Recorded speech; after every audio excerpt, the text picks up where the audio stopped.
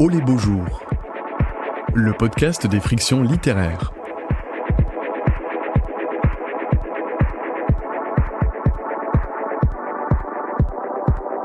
Une vie souterraine. Rencontre avec Isabelle Donné, professeure de littérature, et l'écrivain Christophe Prado, animé par Élodie Caraki. Et enregistré en public en mai 2023 au Théâtre de la Criée à Marseille lors de la 7e édition du festival Oh les beaux jours.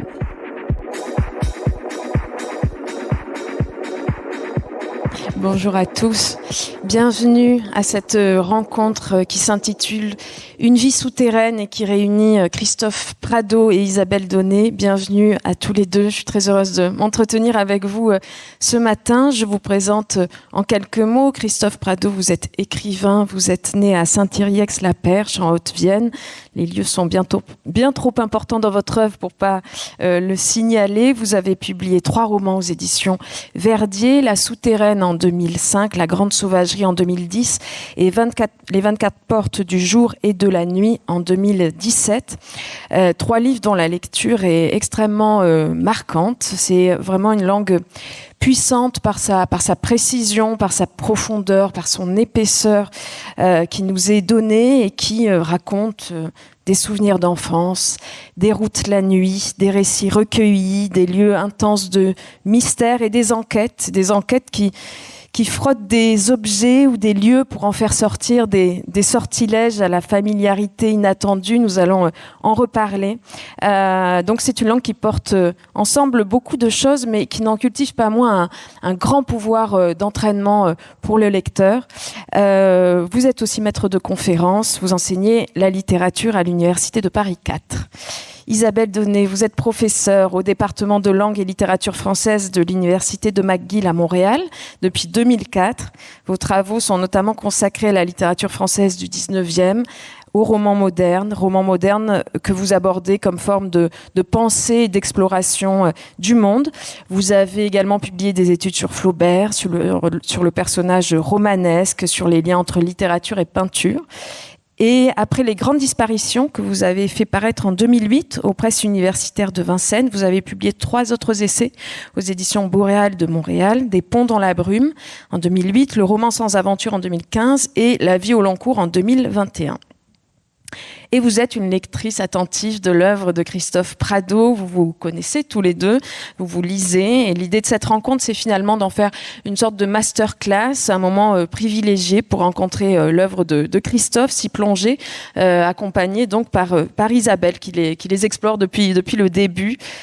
Comprendre ce qui tient ces livres, d'où ils viennent, où ils vont, comment ils se déploient.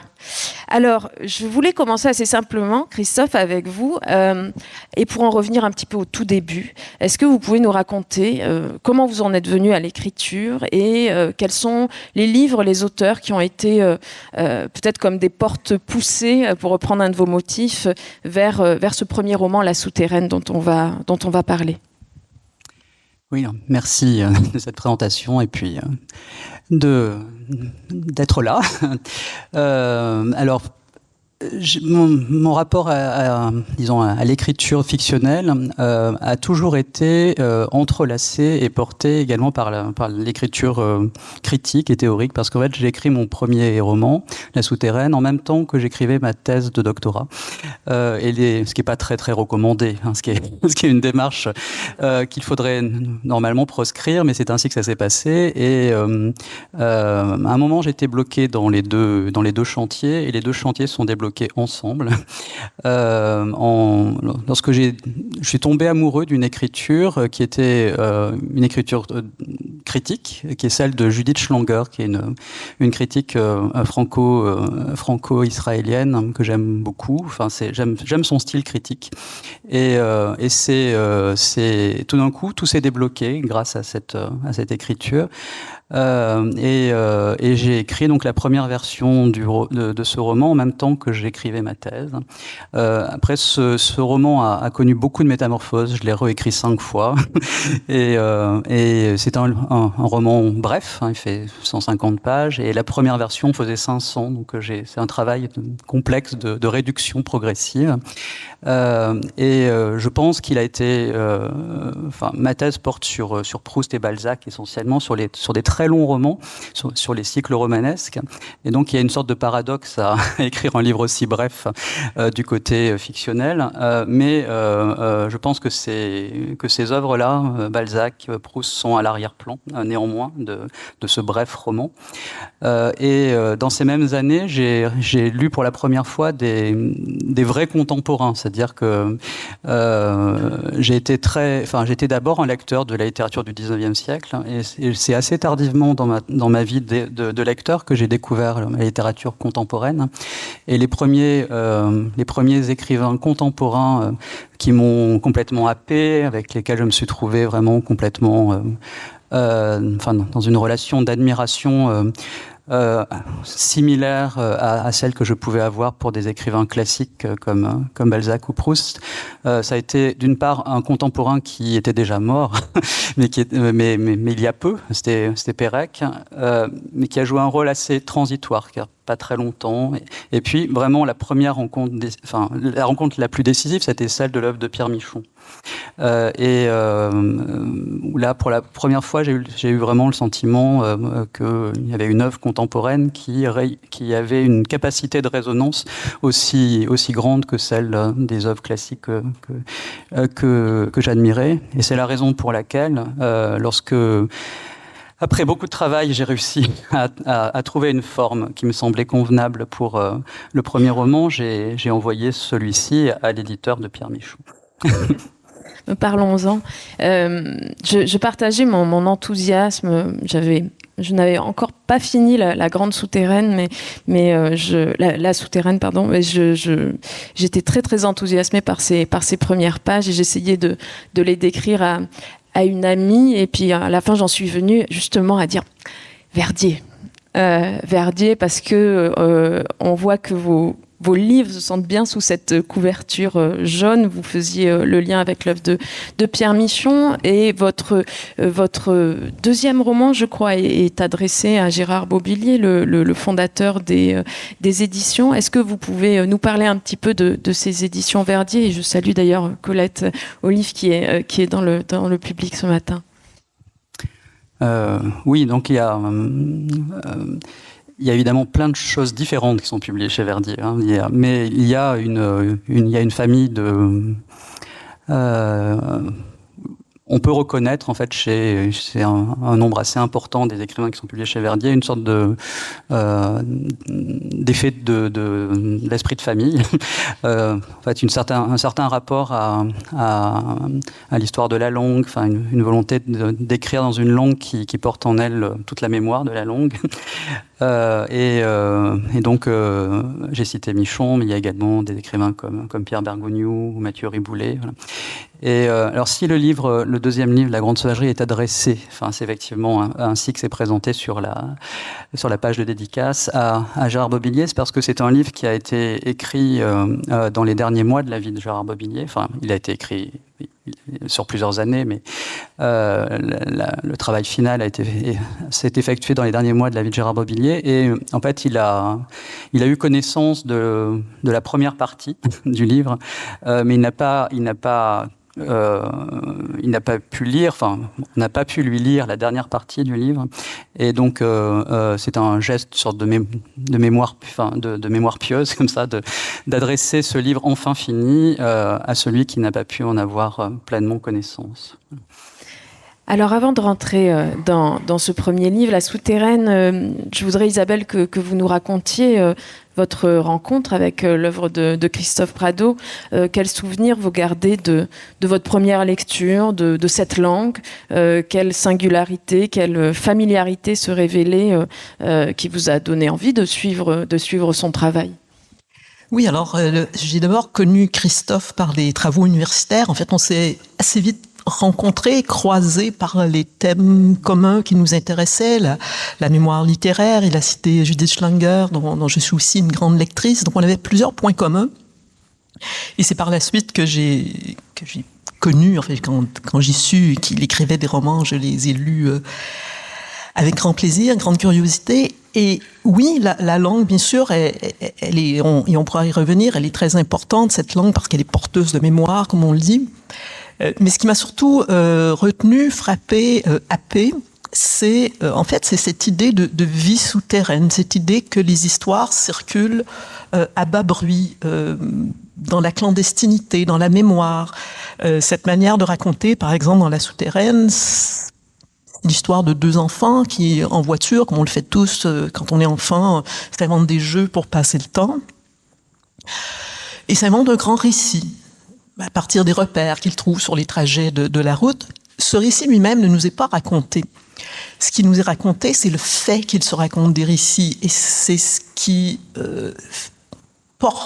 qui les porte et qui les travaille et qui nous travaille aussi comme lecteurs. Donc c'est cette idée qu'il y a des vies parallèles, des vies souterraines qui se croisent, qui s'entrecroisent et qui rejoignent tout à fait notre métier de lecteur. Quand je dis métier, c'est pas juste parce que nous sommes professeurs.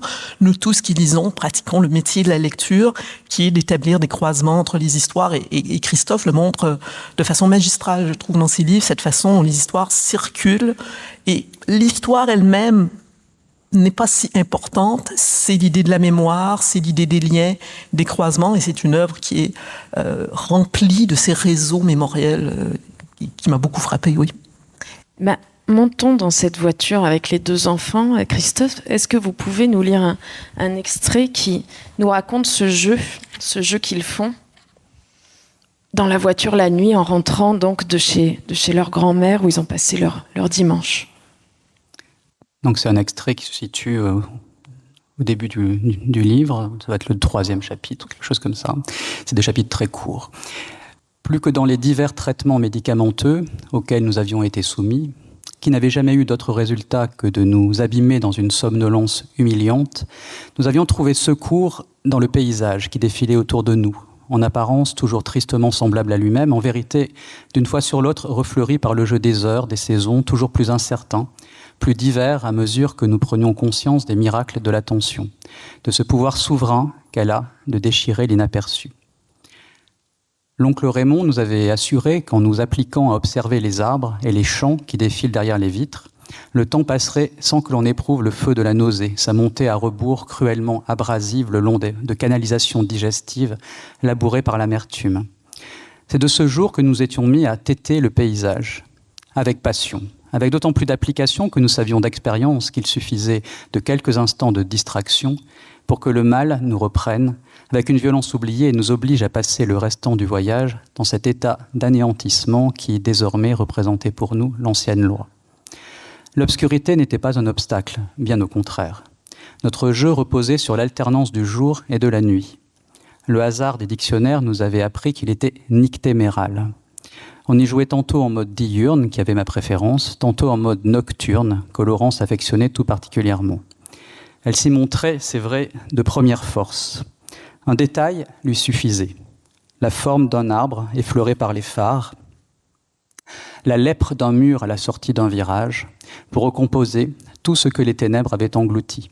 Elle aimait ce plaisir singulier, ce sentiment de maîtrise qu'elle éprouvait lorsqu'elle réveillait les paysages endormis, qu'elle seule savait voir, là où, pour tout un chacun, du spectacle du monde, il ne restait plus que des cendres.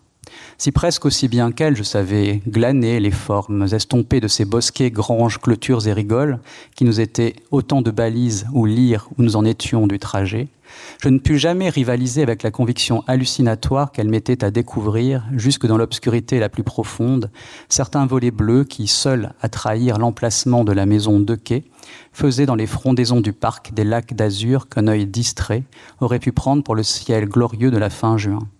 Ou bien encore ce petit filet d'eau que l'œil avait tant de peine à saisir au passage et qui, les jours de grand soleil, ruisselait d'or à l'ombre des fougères. Mais mieux qu'elle, je savais voir ce qui avait changé. Merci beaucoup.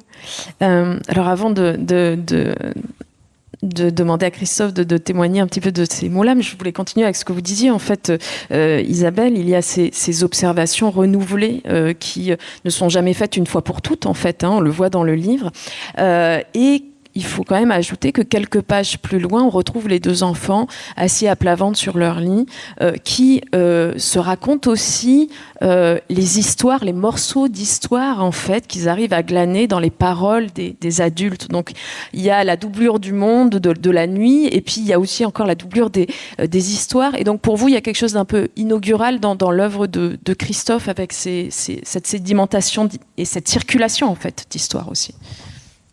Mais la circulation des histoires, elle est très importante chez Christophe, d'un livre à l'autre. C'est pas des livres qui forment une série à proprement parler, mais il y a retour des personnages, retour des lieux.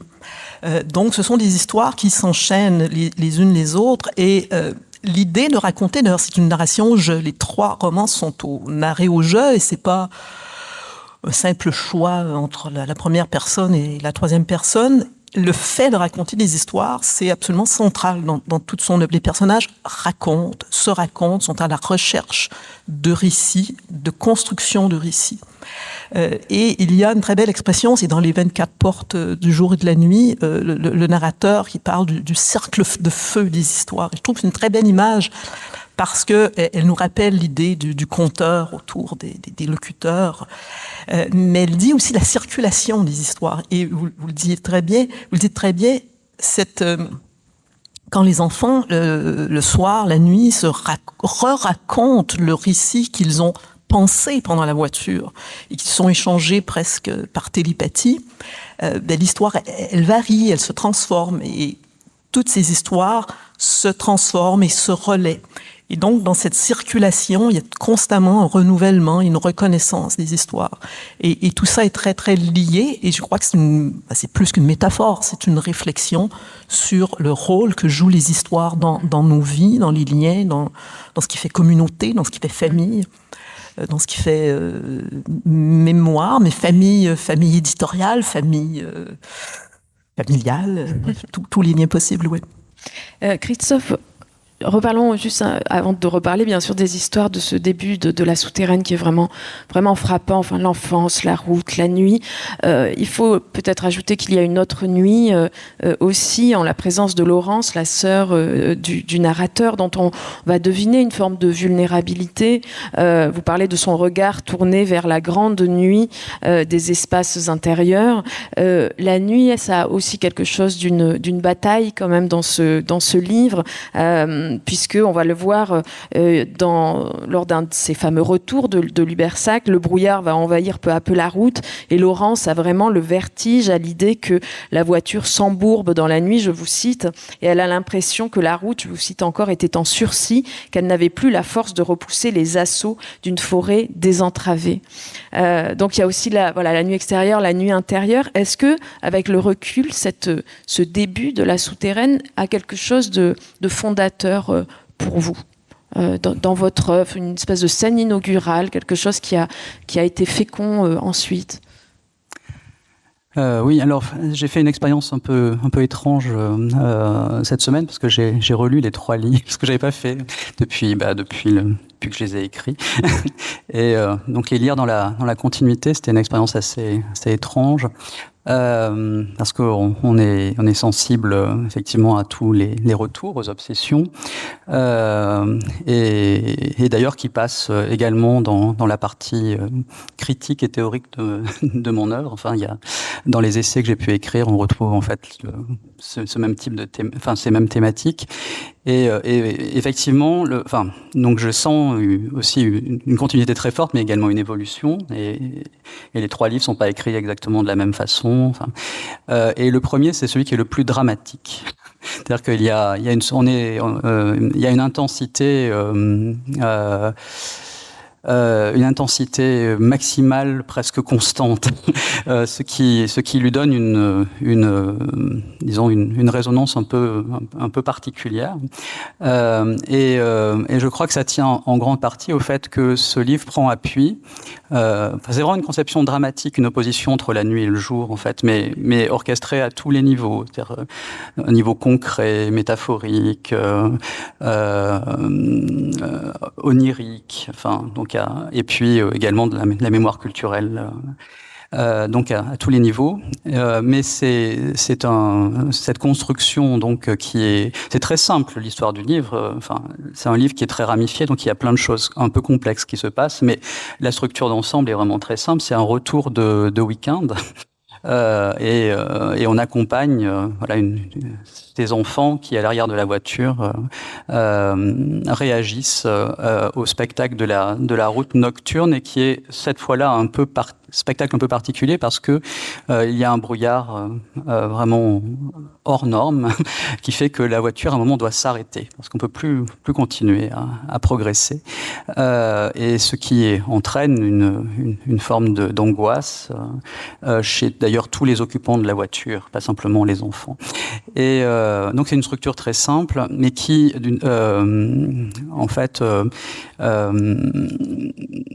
porte à la hauteur d'une épure une expérience qui a été effectivement sans doute fondatrice, c'est-à-dire que mon désir d'écrire ou de raconter des histoires avant d'écrire prend naissance dans ces voyages automobiles. Alors c'est pas un livre autobiographique, loin s'en faut, mais qui prend appui évidemment comme toujours sur des souvenirs personnels et sur un paysage d'ailleurs, sur une géographie qui est celle de mon enfance, mais déplacée. En fait, on peut pas du tout retrouver les lieux et la configuration des lieux entre eux, la relation des lieux entre eux dans le monde réel. Mais c'est une transposition fictionnelle d'une géographie réelle. C'est en fait la Corrèze et puis la Haute-Vienne. Et mes premières tentatives d'écrire, qui donc pas des tentatives d'écrire à proprement parler, mais de raconter des histoires, d'inventer des histoires, eh bien c'est dans ce cadre-là, c'est-à-dire des voyages nocturnes. Donc c'est fondateur, oui, parce que je me ressaisis en fait dans ce livre de la naissance en moi du désir d'écrire, mais en le construisant comme un drame, et en donnant en fait à cette configuration l'intensité d'un drame. Isabelle, je repense à l'épaisseur de la nuit, hein, il y a aussi peut-être l'idée de parvenir à maîtriser un vertige quand même chez ces enfants par les histoires, d'arriver et du coup d'arriver dans le geste d'écrivain peut-être aussi à fixer quand même une matière, à lui donner forme.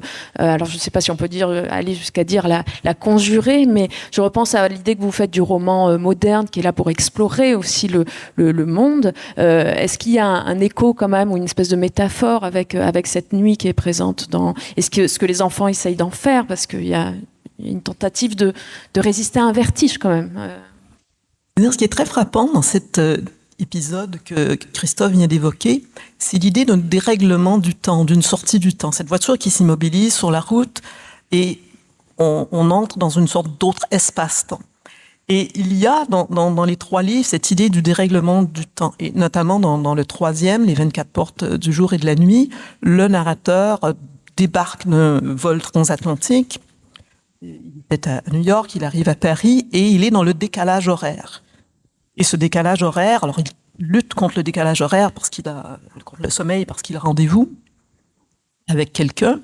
Et ce dérèglement du temps, c'est ce qui lui permet d'entrer dans le cercle de feu des histoires.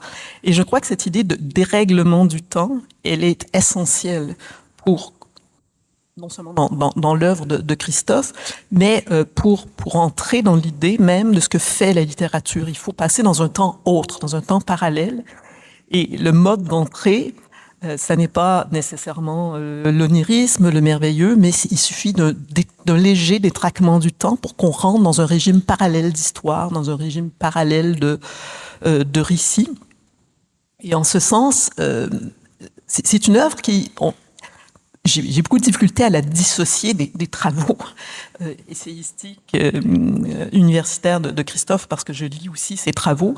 Et je ne dirais pas du tout que c'est une œuvre théorique, c'est tout le contraire, mais qui, quand on la lit, est porteuse d'un enseignement sur les effets de la littérature, sur les pouvoirs de la littérature. Et c'en est un tout particulièrement, comment on entre dans les récits, comment on fait débloquer un récit. Et cette idée d'un passage dans un monde autre qui reste celui du réel. Nous ne sommes pas ici dans des mondes enchantés, des mondes merveilleux, mais ils sont néanmoins enchantés par ailleurs. Donc il y a ce dédoublement du temps qui nous donne un enseignement très précieux sur justement ces pouvoirs de la littérature. On aura peut-être l'occasion un peu plus tard aussi de parler, parce que c'est très central à son œuvre, à l'épaisseur du temps. Ce sont des œuvres très un peu biographiques, mais à peine, très localisées, mais dans lesquelles on peut entrer très facilement, parce qu'il y a une telle épaisseur de temps, une telle portée mémorielle que chacun peut s'y retrouver aussi. Alors pour rebondir sur cette épaisseur du temps, je voulais qu'on reparle des histoires qui circulent, les petites qui transmettent aussi les très grandes, puisque à la fin d'un des premiers chapitres de La Souterraine, on en arrive quand même à la Grande Muraille. Donc, j'aimerais bien peut-être que là aussi on lise vous lisiez, Christophe, la fin de ce chapitre, pour voir que de cette voiture de la nuit, des récits, on en arrive à du légendaire. Oui, donc le début du chapitre, c'est vraiment l'évocation. On pose le cadre, donc les enfants dans la voiture, et en décrivant le paysage, on en arrive à ceci. Il faisait si froid cette nuit-là que l'obscurité s'en trouvait hantée de fantasmagories qui, pour être naïve, n'en laissaient pas moins d'inquiéter les regards. Nous ne nous expliquions pas comment les fossés pouvaient être à ce point impuissants à contenir des ronces libres soudain de venir cingler les vitres à hauteur des visages. Les arbres avaient rompu eux aussi les liens qui les entravaient d'ordinaire. Ils avaient formé voûte, un enchevêtrement de branches griffant le ciel d'ombres toujours plus inextricables à mesure que se refermait sur nous la nuit des forêts immémoriales. La lune, qui nous avait accompagnés les premiers temps, avait disparu, sans que l'on y prît garde. Les étoiles menaçaient de s'éteindre à leur tour. Devant leur grésillement fragile me revint alors une histoire de l'oncle Raymond dont j'avais à peu près tout oublié. À l'exception de la grande scène nocturne du début, cette façon qu'elle avait de commencer en vous entraînant dans le mouvement tournant d'une vue à vol d'oiseau. Porté par les grands vents, on devinait, très loin en contrebas, un frémissement, l'éclat tremblant de paillettes de mica. C'étaient des camps de nomades, l'empire incertain des peuples de la steppe, dont les feux, mangés d'ombre, irritaient l'attention des sentinelles, de ces soldats à chignons caparaçonnés d'idéogrammes qui écarquillaient les yeux derrière les parapets de la Grande Muraille. Seuls, complètement seuls, face aux ténèbres du Gobi. Et nous épousions leur angoisse, nous qui venions de nous glisser auprès d'eux, dans l'attente que quelque chose commence, que nous n'avions fait jusqu'alors que pressentir. Merci. Il y a aussi un peu plus loin l'allusion à la bataille d'Actium qui a joué un si grand rôle pour le frère et la sœur, bataille qui leur parviennent par la télévision un soir d'orage. Là aussi il y a quelque chose de très clandestin parce qu'ils n'ont vraiment pas le droit de regarder la télévision dans ce contexte très très orageux, mais ils résistent et donc ils recueillent cette histoire au terme d'un passage de témoins, écrivez-vous, de plus de 2000 ans. Donc là l'épaisseur du temps, le vertige du temps dont vous parliez, Isabelle, est vraiment très très palpable. Christophe, pour revenir à cette superposition des histoires, elle se superpose, elle se sédimente, elle circule, mais elle provoque aussi des effets. Et là, il y a aussi quelque chose de très précieux dans vos livres, dans cette description de la puissance dangereuse des histoires qu'on nous raconte quand on est enfant, comment elles nous secouent, comment elles nous étreignent comme ce brouillard, comment elles ouvrent des brèches, comment on s'en défend en se racontant d'autres histoires sous la forme de la farce pour se rassurer. Est-ce que vous pouvez nous reparler de ça? Les histoires, c'est aussi quand même une expérience fondamentale de l'enfance qui n'est pas... qui a quelque chose aussi du danger, on le voit beaucoup dans votre livre. Oui, les histoires divertissent, mais ce n'est qu'une fonction parmi d'autres. Et je mets l'accent sur ce qu'il y a de plus fondamental, sans doute, dans les histoires, c'est-à-dire une façon d'apprivoiser notre condition humaine, donc mortelle. Le conteur Peut-être que la figure la plus exacte du conteur, c'est Scheherazade. C'est-à-dire que raconter des histoires, c'est lutter contre la mort. D'où ce contexte dramaturgique qui est la nuit. Enfin, c'est ça qui est sans doute à l'arrière-plan. Et donc c'est des histoires effectivement qui ont toutes en elles quelque chose de redoutable.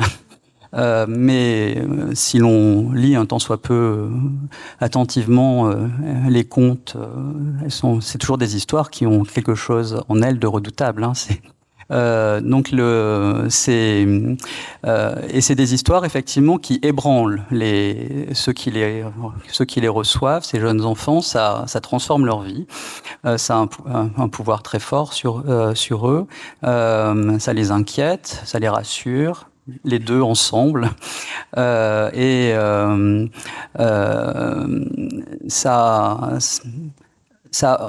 enferme en soi au sens où ça nous invite à approfondir, comme je disais tout à l'heure, notre condition, mais ça crée aussi des liens.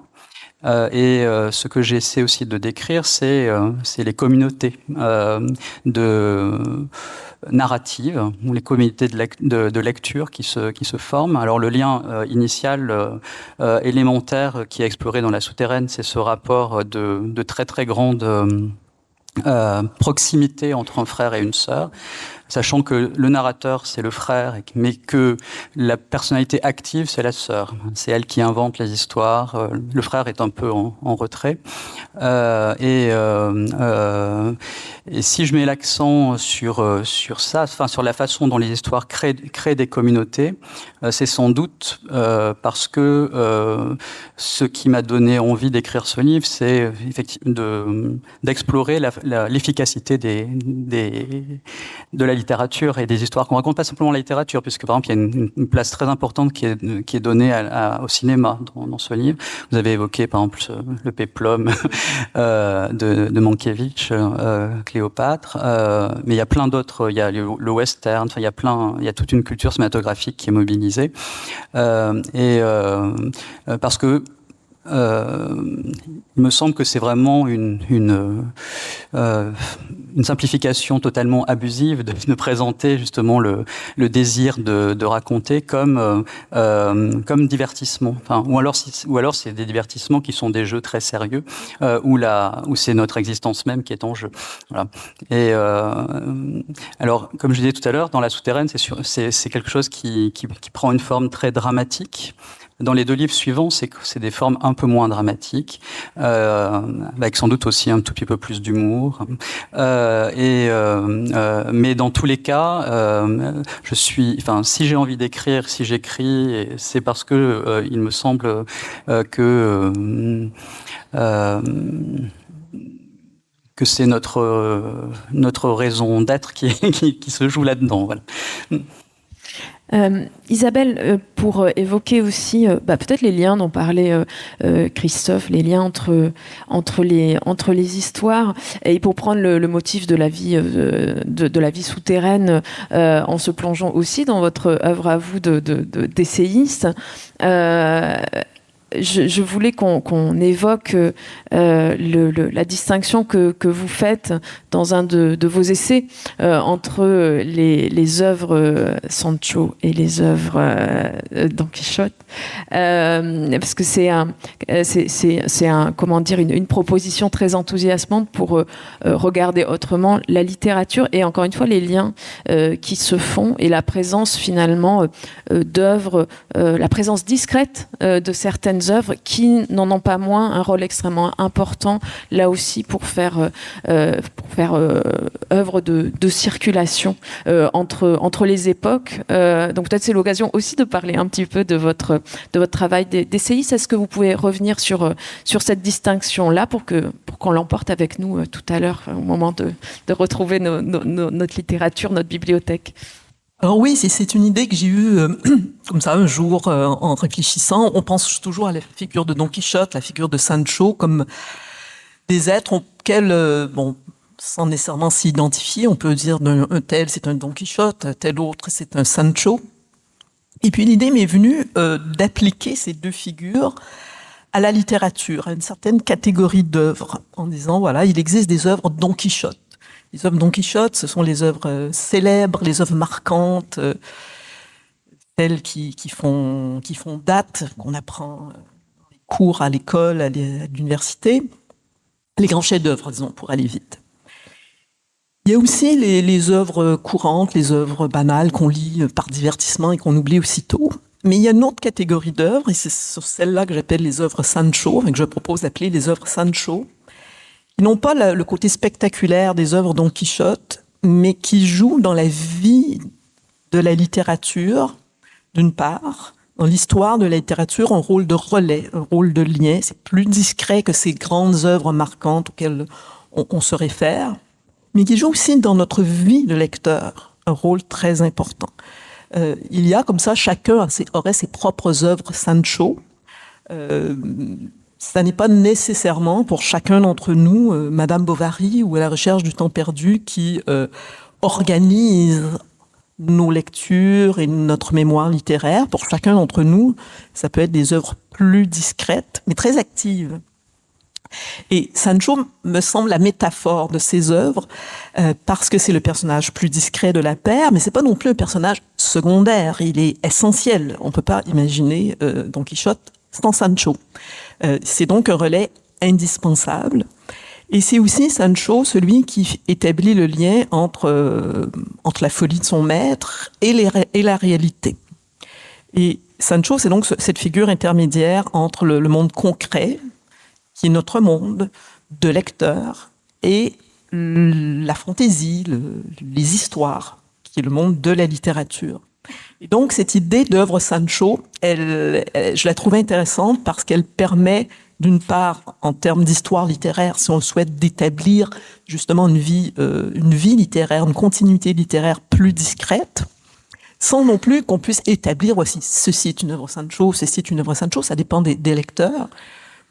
On peut aussi donner à des groupes d'œuvres cette appellation, mais c'est aussi, nous, comme lecteurs, un repère. Voilà, telle œuvre, dans ma vie de lectrice, agit comme une sorte de noyau. Et c'est à partir de cette œuvre que j'établis des liens entre les autres œuvres. Et ça me semblait donc une idée intéressante à creuser, cette manière de donner à la vie des œuvres d'autres formes de circulation que celles scolaires, des grands repères qui nous sont enseignés. Et en venant à la Criée ce matin, on était en train de discuter de ça. Et comme on est à Marseille, on a pensé à quelques souvenirs de lecture liés à la ville. Et on s'est dit que dans l'œuvre de Giono, par exemple, eh bien, une œuvre Sancho, ça serait Noé. Qui est un livre qu'il a écrit, qui est un livre dans lequel il représente ce moment de vacances dans lequel se trouve un écrivain entre deux livres. Il vient de finir Un roi sans divertissement. Il a peine à donner congé au personnage d'un roi sans divertissement. Il est un peu nostalgique de ces personnages dont il a le sentiment que pour certains d'entre eux, il ne les a pas portés jusqu'au terme de leur destinée. Et puis, il n'a pas encore l'idée d'un nouveau livre. Et il raconte en fait les livres des idées de livres. Et ce qui est très beau, c'est qu'il esquisse plusieurs débuts de romans. Et on est complètement pris par les romans qu'il invente. Et puis au bout de 30 pages, il dit non, ça va pas du tout, et il arrête et il nous abandonne alors qu'on aurait envie de connaître la suite. C'est à la fois frustrant et magistral parce que il rebondit tout de suite sur une autre histoire. Et en cours de route, eh bien dans les rues enténébrées du Marseille de 1946, eh bien surgit le personnage d'Angelo Pardi qui va être le personnage principal du cycle du Hussard. Et donc c'est très précisément une œuvre Sancho à l'intérieur de l'œuvre de Giono, c'est-à-dire qu'elle fait le lien entre ses livres les plus célèbres. Et c'est un livre très beau, mais qui n'est pas très connu, enfin pas très lu, c'est pas le livre qui est le plus fréquenté, mais qui est très important pour quelques-uns. C'est-à-dire qu'il y a des lecteurs pour lesquels c'est le livre préféré de Giono. Donc ça, c'est vraiment une œuvre Sancho. Je voudrais lire un petit extrait de l'essai d'Isabelle, comme ça permet d'approfondir la question. Ce rôle de relais est précisément ce qui définit les œuvres Sancho, dont le propre, contrairement aux livres que nous oublions dans nos bibliothèques, est d'embrasser elles aussi l'aventure du roman. Certes, elles ne le font pas au point de transformer son histoire, elles ne le font pas au point de s'imposer dans notre esprit comme des phares ou des repères. Mais quand nous les lisons, car elles n'agissent que si nous les lisons, contrairement aux œuvres Don Quichotte, qui agissent même si nous ne les lisons pas, tant est grande leur puissance de rayonnement. Nous éprouvons la finesse de leurs ambiguïtés et de leurs paradoxes. Nous voyons qu'elles sont parentes, proches ou lointaines des œuvres inscrites dans notre mémoire et que sans partager leur nature ni se situer sur le même plan, elles sont en lien avec elles, en découlent et les poursuivent à leur façon. C'est d'ailleurs à cet aspect que nous les reconnaissons. Elles nous donnent le sentiment de circuler dans l'espace, soudainement révélé qui sépare les unes des autres, les œuvres Don Quichotte. Et pas uniquement ces œuvres d'ailleurs, mais d'autres œuvres Sancho tout aussi bien. Avec elles, l'aventure poursuit sa route de façon plus modeste ou moins saisissante que par les œuvres Don Quichotte, mais avec suffisamment d'enchantement, de découverte ou de mystère pour qu'il s'agisse d'une aventure. Merci beaucoup. Alors, poursuivons pour aborder aussi les deux autres livres. Isabelle, vous vouliez aussi qu'on aborde dans l'œuvre de Christophe la passion des traces et des souvenirs enfouis. Je cite là Christophe. Bien sûr, il y a ces récits et forcément il y a la question des traces, des objets relais qui permettent la circulation de ces histoires. Mais encore faut-il que ces objets, on les trouve, qu'on les reconnaisse et qu'ils nous permettent de réanimer justement les histoires qu'ils portent. Et là, on peut évoquer la grande sauvagerie, comme on peut évoquer le troisième roman. Mais peut-être dans la grande sauvagerie, il y a cette idée-là de cette narratrice Thérèse Gandaloni qui est fascinée donc par ce lieu de la grande sauvagerie, par la lanterne des morts qui s'y trouve. Et elle dit ceci, puisque c'est la narratrice: « Je restais immobile à regarder la grande sauvagerie, oublieuse de l'heure, les yeux écarquillés, comme s'il y avait quelque chose à déchiffrer que je ne distinguais pas, une histoire défaite, oubliée de tous, mais qui était là pourtant en suspension, infusée dans le paysage. » Et cette forme de fascination et en même temps d'opacité première, elle fonde aussi beaucoup vos romans, Christophe. Est-ce qu'on pourrait revenir là-dessus? Alors, je ne sais pas, soit Isabelle, je vous laisse la parole pour continuer à parler de cette question des traces, pour que peut-être Christophe ensuite enchaîne sur ce motif de l'enquête qui quand même tient beaucoup tous vos romans. Je vous laisse la parole. Oui, peut-être quelques mots sur les traces. Effectivement, ce sont tous des personnages qui sont à la recherche active ou passive de souvenirs, de marques. Et cette expression, les traces, il y a une sorte de vertige qui accompagne ces traces. Elles sont liées très étroitement à la question du temps dont on parlait tout à l'heure, parce que ces objets ont leur temps propre. Les archives ont leur temps propre. Elles ont une durée plus longue que la nôtre. Dans les 24 portes du jour et de la nuit, il y a tout un passage, un très beau passage, magnifique, sur la fabrication des quarts d'écus, ces gâteaux régionaux, dont le secret et l'art se transmet de main à main, de génération en génération. Et on entre ici dans un temps très long. C'est pour ça que tout à l'heure, je disais... Tout le monde peut se retrouver dans ses souvenirs. Bon, si c'est pas des quarts d'écus, ça sera autre chose pour chacun, parce que nous sommes tous liés par de tels souvenirs. Et dans ces traces, dans ces objets qu'on retrouve, ces savoirs anciens, le patois également, on entre dans un temps beaucoup plus long. Et c'est une autre façon de faire entrer une autre temporalité dans les œuvres.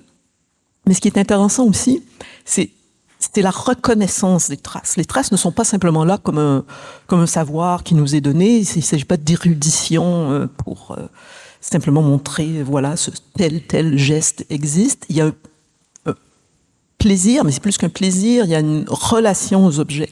Et je trouve que l'idée de reconnaissance qu'on voit avec ces traces, elle est plus forte encore que celle de la mémoire. Parce que ça engage la personne. Si je reconnais quelque chose, je reconnais une trace, je reconnais une archive.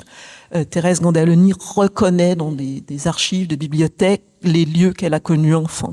Et s'engage tout l'être, s'engage toute la personne. Et donc, c'est une relation extrêmement active que celle de la reconnaissance. Et il y a aussi dans l'idée de reconnaissance, l'idée de grâce, de remerciement. Et ça ajoute une forme d'épaisseur à ce lien qu'on a aux objets, aux choses, aux gestes transmis. Une autre forme de relais. Alors peut-être que tu peux élaborer sur cette question du relais et de la reconnaissance. Les traces chez toi viennent toujours avec l'idée de la reconnaissance. Oui, est-ce que ce sont des enquêtes qui ont toujours une dimension existentielle très forte? En fait, il y a peut-être trois grandes familles d'objets d'enquête et qui vont justement donner lieu à des scènes de reconnaissance. Il y a d'abord la rêverie sur les toponymes, sur les noms de lieux. Donc La Grande Sauvagerie, le titre du deuxième livre, c'est un toponyme. D'ailleurs, le titre du premier livre est peut-être aussi un toponyme, mais la question est pas totalement levé dans le livre, parce que ça désigne peut-être aussi le personnage de Laurence, donc la sœur, sans doute les deux. Alors, au passage, d'ailleurs, je vais raconter une anecdote qui m'a beaucoup frappé, récente, c'est que Sophie Marceau vient de publier un livre qui s'appelle La Souterraine. Alors, en fait, on est déjà au moins 3 à avoir donné pour titre à un livre La Souterraine, donc c'est un titre qui visiblement, qui a un pouvoir d'attraction, parce qu'on le reconduit. Alors, mais ce qui est très très frappant, c'est pas que Sophie Marceau ait donné à un livre de souvenirs le titre La Souterraine, c'est qu'il se trouve que Sophie Marceau est originaire du même village que moi. Moi, je l'ai pas connue, mais sa grand-mère était une amie de ma grand-mère. C'est que il y a c'est un peu, alors. Il y a plusieurs réponses possibles pour essayer de donner, c'est d'explorer ce hasard, cette rencontre. C'est probablement que l'un comme l'autre, nous avons grandi à proximité, ou pas très très très loin, d'une ville qui s'appelle La Souterraine, et dont le nom est quand même tout à fait étonnant, étrange, et que notre désir de fiction a sans doute en partie été ensemencé par la puissance de rayonnement de ce nom. Et donc peut-être que le bon premier livre, c'est le désir d'inventer une histoire qui explique ce nom, La Souterraine. Et donc de découvrir l'histoire en suspension qui est présente dans ce toponyme. Et alors dans la Grande Sauvagerie, j'ai carrément inventé un lieu, inventé un toponyme. Il y a sans doute des grandes sauvageries en France. C'est tout à fait probable qu'il y a des lieux-dits qui s'appellent ainsi. Enfin, c'est tout à fait possible. Mais si j'ai donné ce nom de Grande Sauvagerie à ce lieu qui va susciter la fascination de la narratrice et qui va finalement lui donner envie de faire une enquête et d'inventer, d'inventer l'histoire qui est présente dans ce nom, c'est parce qu'elle, lors d'un séjour au Canada, aux États-Unis d'ailleurs, pas au Canada, mais bon, elle découvre que c'était ainsi que les trappeurs appelaient ce que les anglo-saxons appellent le Far West. Donc la Grande Sauvagerie, c'est la version française, francophone du Far West. Et donc il y a un hasard qui fait que le lieu de son enfance, dans le cœur de la France, elle découvre qu'il porte le nom qui désigne en fait la grande évasion, l'ailleurs inexploré. Et elle découvre que ce n'est pas un hasard. Et c'est ça qui engage l'exploration. Voilà. Donc les toponymes, ça a été mon point. C'était le point de départ. C'est la fascination pour les noms qui résonnent, qui nous font rêver. Mais après, donc il y a eu un transfert de ces objets d'exploration vers des savoir-faire. Donc par exemple, ce savoir-faire qui est un savoir-faire en voie de disparition, qui est la fabrication des quarts d'écus, qui évoquait à l'instant Isabelle, donc qui est au cœur du 3e roman, qui s'appelle Les 24 portes du jour et de la nuit. Vous en donnez une description extrêmement précise. Oui, oui, j'en donne la recette même en fait. Voilà, j'aurais bien voulu en faire pour vous en apporter, mais c'est compliqué parce qu'il faut des fers en fonte, il faut, enfin, c'est voilà, enfin, je peux pas faire ça à Paris, il faut que je sois dans, c'est compliqué. Et le point de départ de ce désir, alors il y a plusieurs raisons, c'est que c'est un savoir-faire que ma grand-mère était l'une dernière à maîtriser dans ma région natale. J'ai appris à les faire, mais pas très bien, enfin moins bien. Mais ce qui m'a fasciné, c'est de découvrir un jour, complètement par hasard, que ces quarts d'écu, c'est ce qu'on appelait, c'est disons la version rurale d'un gâteau qui était très célèbre, et qui était plutôt un gâteau urbain, qu'on appelait l'oubli, avec un E. Un gâteau vraiment qui se vendait partout. Il devait y avoir des vendeurs d'oubli sur le vieux port. Il y en avait dans les boulevards parisiens. Et il y a une page très belle des rêveries du promeneur solitaire sur les marchands d'oubli.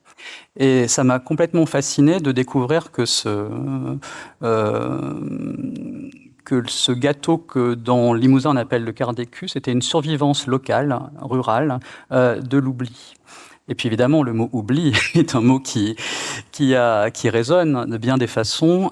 Et donc j'ai essayé d'inventer une histoire à partir de ça, à partir de cette rencontre, de donner une dimension romanesque à cette découverte qui est une découverte, disons, qui met en contact le savoir livresque, l'érudition et puis en fait la mémoire personnelle. Ça m'a fasciné de réfléchir à la transmission d'un savoir-faire, d'une gestuelle, et aussi au fait qu'on peut apprendre à faire quelque chose, c'est-à-dire je sais faire des quarts d'écu, mais étant donné que je vis dans un cadre qui n'est plus adapté à ce savoir-faire, même si je sais les faire, en fait, faire des quarts d'écu n'a plus le même sens. Parce que c'est un réseau de sociabilité qui est tellement différent que même si j'ai appris à les faire, de toute façon, ça ne sert pas à grand-chose. Si, c'est bien, mais ça ne perpétue pas complètement le geste. Ce qui est intéressant dans votre dernier roman, c'est que réapparaît la narratrice de la grande sauvagerie, et l'idée aussi qu'il y a une dimension collective à ces enquêtes, qu'il n'y a pas que le narrateur ou la narratrice, il n'y a pas qu'une mémoire. Il y a aussi des gens qui cherchent ensemble ou un peu au même endroit quelque chose. Je voudrais lire un passage qui le raconte et avoir vos réactions à tous les deux. Donc on est dans le troisième roman. Donc le narrateur passe une grande partie du roman sur un banc où une femme, d'abord un peu mystérieuse, va le retrouver, et ils finissent par discuter et voir tout ce qu'ils ont en commun. Thérèse Gandaloni, donc c'est cette femme qui parle. Thérèse Gandaloni, croyez-moi, a beaucoup d'estime pour les 5 ou 6 articles que vous avez publiés au début des années 90, ce qui explique qu'elle vous en veuille tellement de ce qu'elle considère comme une trahison. Je crois qu'elle s'est intéressée à vous comme elle s'est intéressée à moi, pour ce qu'elle retrouvait d'elle-même dans le tracé de nos chemins respectifs, ou plus exactement pour le plaisir de voir un peu de sa vie recommencer dans les nôtres. 3 consciences mal satisfaites du présent, grandies à l'ombre de la grande sauvagerie, qui se découvrent une raison de vivre dans la passion des traces et des souvenirs enfouis. Je lui dois beaucoup. C'est elle qui m'a ouvert les premières portes, celles qui font appel d'air, dont on a l'impression, au moment où elles tournent sur leur gond, que le monde se révèle à vous sous un jour nouveau, plus riche, plus accueillant, plus âpre aussi, car c'est une révélation qui demande en échange bien plus que ce que vous vous croyez capable de donner, qui exige que vous viviez au-dessus de vous-même, ou plus exactement sans doute, que vous reconnaissiez dans cette image plus accomplie la forme véritable que votre vie se doit de rejoindre. Est-ce que vous pouvez réagir sur cette dimension collective de l'enquête ? Oui, alors alors, comme j'ai beaucoup travaillé sur les cycles romanesques, je suis un théoricien des retours de motifs, des retours de personnages, En fait, en écrivant, irrésistiblement, je suis devenu un praticien. Mais ma forme, évidemment, est une forme beaucoup plus modeste que ces cycles énormes. Donc, c'est des effets de retour qui sont plus discrets, mais à travers lesquels il m'a semblé, c'est pas quelque chose de conscient, c'est vraiment quelque chose qui est porté par l'écriture et puis le travail de l'imagination. Mais après, évidemment, j'en ai pris conscience. C'est-à-dire que ce qui me fascine chez Balzac ou chez Proust, c'est qu'il manifeste par l'invention de ces très nombreux personnages qui caractérisent leur œuvre, le fait que nos existences sont à la fois profondément singulières, uniques, mais qu'en fait, elles peuvent se reconnaître des dizaines d'existences analogues. Et donc, par exemple, dans Le Temps retrouvé, le narrateur découvre que il avait le sentiment que sa trajectoire était très singulière, mais qu'en fait, il y a au moins une dizaine de ses amis qui ont eu une trajectoire, ses amis ou de ses connaissances proches ou lointaines, qui ont eu en fait une trajectoire parfaitement analogue. Et donc, c'est cette dimension à la fois profondément singulière et à la fois multiple, collective de l'existence que j'essaie de représenter à travers justement ces rencontres qui font que finalement, au terme de ces trois livres, eh bien, il y a trois personnages qui sont passés par les mêmes lieux, les mêmes interrogations, mais chacun d'une façon un peu différente, en prenant les choses par un biais un peu différent, ne serait-ce que parce qu'il y a des effets de transmission de génération, de passage d'une génération à l'autre, et donc il y a un effet de stratification. C'est quelque chose qui est vraiment au cœur de mes livres, c'est-à-dire que vraiment de prendre en charge la dimension transgénérationnelle et puis la mémoire longue. Et donc toutes les histoires que je raconte prennent appui sur le présent, mais invitent à prendre conscience de tout ce qui est des formes multiples d'activités du passé dans notre présent. Voilà, de la façon dans le présent, disons, et pour partie façonné par le passé. Il y a un livre que j'aime beaucoup, qui est un livre que je trouve important, de Jean-Loup Trassard. Donc c'est qui a écrit en 2000 un roman. C'est un de ses rares romans. C'est quelqu'un qui a écrit plutôt des récits ou des. Il a écrit 2-3 livres qu'il a intitulés romans. Et ce roman qu'il a publié en 2000 s'appelle Dormance. Et Jean-Loup Trassard, c'est quelqu'un qui se définit comme un écrivain paysan, donc qui a exploité pendant plusieurs décennies une ferme en Mayenne. Et donc, il a exploité une ferme qui est en plus une ferme familiale, donc son père lui avait exploité. Donc, c'est des lieux dans lesquels il a plus ou moins toujours vécu, même si c'est aussi un écrivain voyageur qui a pu aller en Russie. Mais c'est des lieux qu'il connaît vraiment très, très, très bien. Parce qu'il les a exploités. Et qu'il en a une connaissance aussi, disons, esthétique, parce qu'il a photographié ces lieux, c'est aussi un photographe. Voilà. Et il a une idée assez folle, mais extrêmement belle, et qu'il a magnifiquement mise en œuvre, parce que c'est un livre vraiment très réussi, d'inventer une histoire qui raconterait la fondation du premier habitat humain sur ce territoire. C'est-à-dire qu'en fait, c'est un roman préhistorique, néolithique. Il raconte la création du premier lieu, du premier habitat humain dont on a des traces, parce que en labourant, par exemple, eh bien, il a fait surgir des pierres taillées, comme ça arrive à nombre d'agriculteurs, et il entrelace à ce fil néolithique le fil du présent. C'est-à-dire qu'en fait, c'est quelqu'un qui est un écrivain qui est une sorte de témoin historien de la fin de la civilisation rurale. Et donc, à un moment où il écrit, les fermes se ferment, sont abandonnées. Là où il y avait 10 fermes, il n'y en a plus qu'une. Et donc, d'une certaine façon, il se situe aux deux extrémités de l'histoire de l'ère néolithique. Le début et la fin. Mais ce qu'il montre, c'est que le paysage qui est celui de son enfance, qui est celui de son âge adulte, eh bien, a été façonné déjà, même si c'est par ce premier habitat humain. Alors d'une façon très nette, avec une forme d'exemplarité. En fait, ce que fait Traçard là, c'est ce que j'essaie de faire, alors de façon sans doute un peu plus, avec plus de détours, plus de digressions, plus ramifiées. Enfin, c'est pas du tout la même esthétique, mais en tout cas, c'est ce type de choses qui m'intéressent dans l'écriture. Parce que ce que vous dites me fait penser à votre essai Isabelle, les grandes disparitions, avec ce sous-titre sur la mémoire du roman. Je crois que là, on y est vraiment. Je vais citer Christophe parlant de votre livre, puisqu'il en a fait une recension.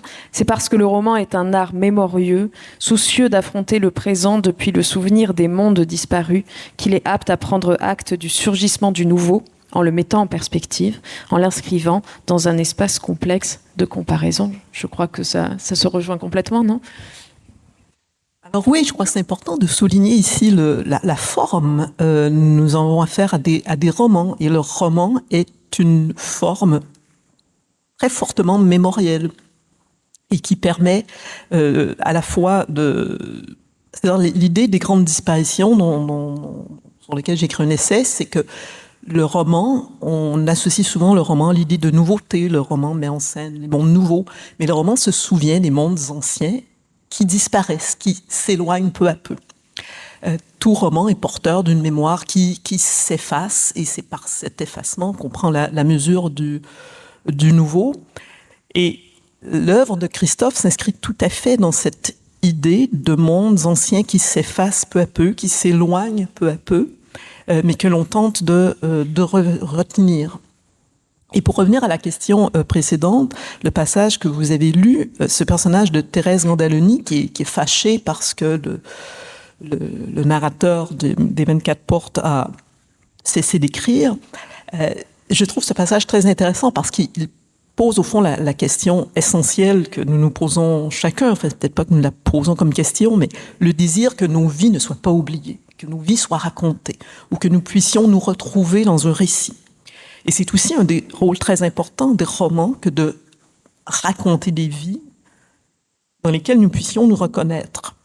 Et comme nous ne sommes pas tous des Don Quichotte, mais peut-être plus souvent des Sancho, il y a dans l'œuvre de Christophe cette idée, ce sont des personnages qui ne font rien d'extraordinaire. Ce ne sont pas des personnages plus grands que nature, à qui il arrive des histoires qui ne nous arriveraient pas.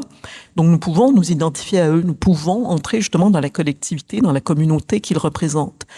Donc ce sont des histoires qui mettent en scène des personnages que nous ne sommes pas, mais dans lesquels nous pouvons reconnaître une part de notre vie, par parfois des éléments comme ces jeux qu'on joue en voiture, cette expérience du décalage horaire, ce rapport à la toponymie, par exemple. Nous avons tous des lieux qui comptent pour nous et dont les noms sont importants.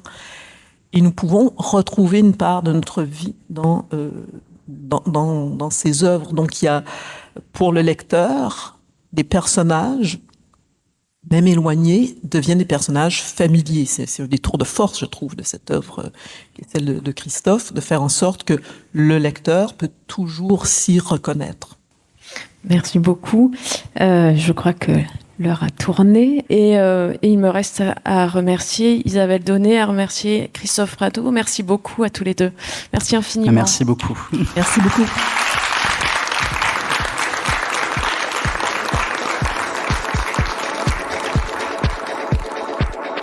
Le festival Oh les Beaux Jours remercie Isabelle Daunet et Christophe Prado, ainsi qu'Élodie Caracchi qui a animé cette rencontre. Merci à l'équipe du Théâtre de la Criée qui a accueilli le festival. Les références bibliographiques des auteurs sont disponibles dans le descriptif du podcast.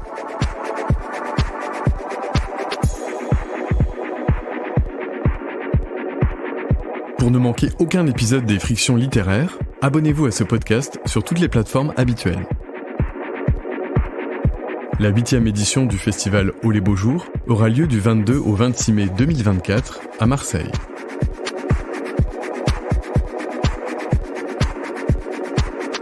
Montage Arthur Jam. Voix Benoît Pacteau. Un podcast produit par Des livres comme des idées.